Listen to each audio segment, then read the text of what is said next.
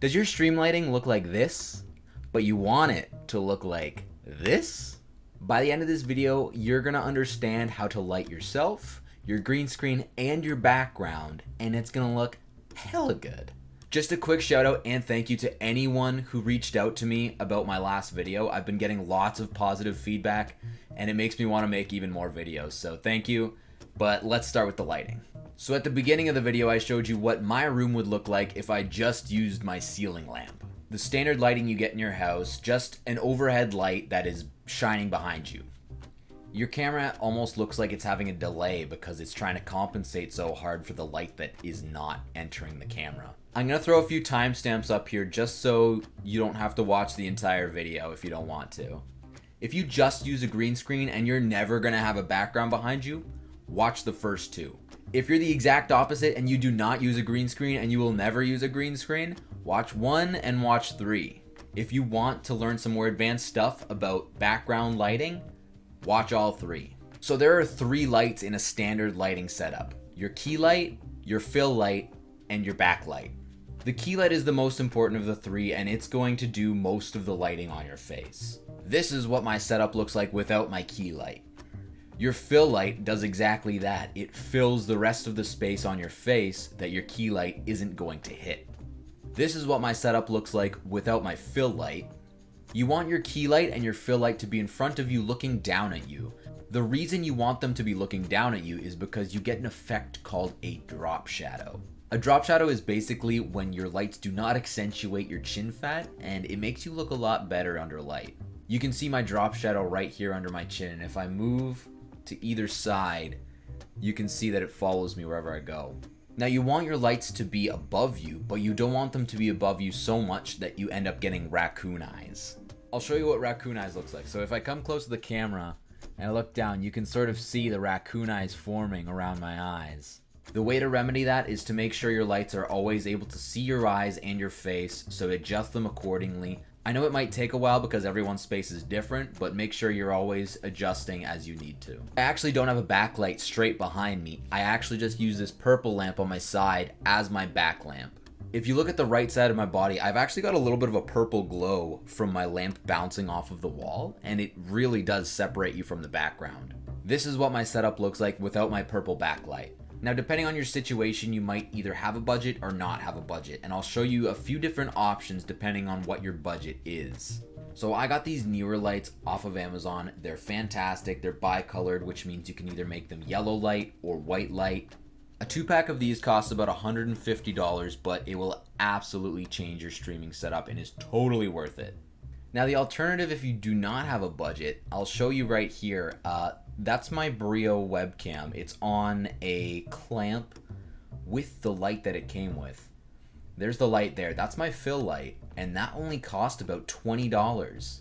So if you're on a budget, I would definitely suggest this light. It is also bi-colored, and for $20 to have a stand for your webcam and a light that clamps to either your monitor or your monitor stand or your desk, it is absolutely at a great price point. If you can't afford anything right now, just find a couple lamps in your house, put some white daylight bulbs in them, and place them on your desk and make sure they are giving you enough light without directly hitting you. When I say directly hitting you, make sure you cannot see the light bulb. So have a lampshade on that light. Okay, Google, make the computer lamp white. Sorry, I can't help with that yet.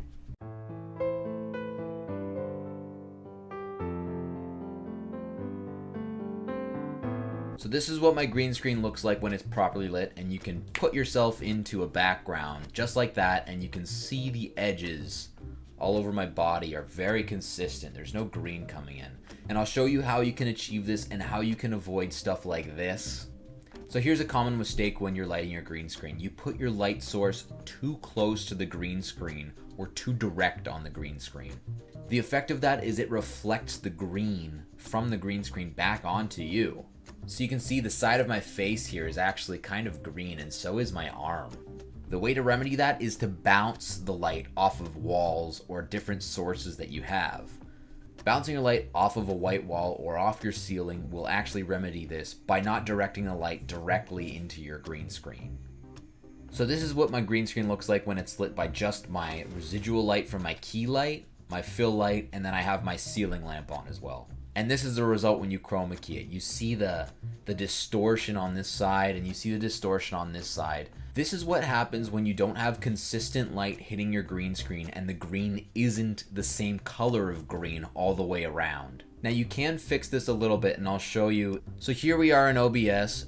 If you want to go find your green screen settings, go to your webcam source. So webcam 2 for me.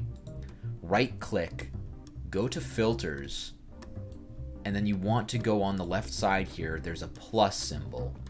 Hit the plus symbol, go to filter type and find chroma key. It's right there. I already have one up, so we're going to use the one I have up already. So what you want to adjust first is the similarity. It's around 400 right now. You just want to adjust it slightly because adjusting it too much will distort your image. Then next you want to go to smoothness. Again, adjust this accordingly, but not too much. You're starting to see that how it distorts. And then you want to do key color reduction just a little bit. Okay, that looks not bad for a non-lit green screen. So this is the result I got without the lighting on my green screen and adjusting the settings properly. I was able to fix a little bit of the green issue, but you still see some distortion around the edges as well as the corners. It looks really sloppy. The best way to fix this is to get the proper lighting and to light it accordingly. So the way to remedy this is to use 2 lights on either side of your green screen in order to light it properly. I use one of my newer LEDs off of its stand, just lying on the floor, as well as my desk lamp directed at the wall so it bounces off into the green screen. And this is what happens when I turn those lights on. A super seamless green screen that you can use to make your stream look very professional. Now when you light your green screen, you do not want to use yellow light, you want to use white light. The reason for this is because yellow light combined with green actually makes a different color other than green. It makes it more yellow. And when that happens, you're trying to key out a different color than the actual green that your program wants to key out. So you end up with a more distorted image. You want it to be consistent and you want the light to be white. Now the way you can distinguish whether a light bulb is white light or tungsten light is if you look on the back of it. If it is closer to 5500 or 5000, that is a white light bulb. And if you see the number 2000, 3000, that is a yellow tungsten bulb. If you're on a budget, again, go to a Goodwill store, find a couple cheap lamps for a few dollars, get some white lights, and throw them beside your green screen. It will make it look 100 times better, and it will make you look a lot more professional on stream. Okay, so let's talk about lighting your background. Have you ever seen a camera that has made a blurry effect of the background while the subject stays clear? That's called depth of field, and it's manipulating the different fields of view that you see through the camera. Now, making your background blurry through depth of field is the best way to separate yourself from your background.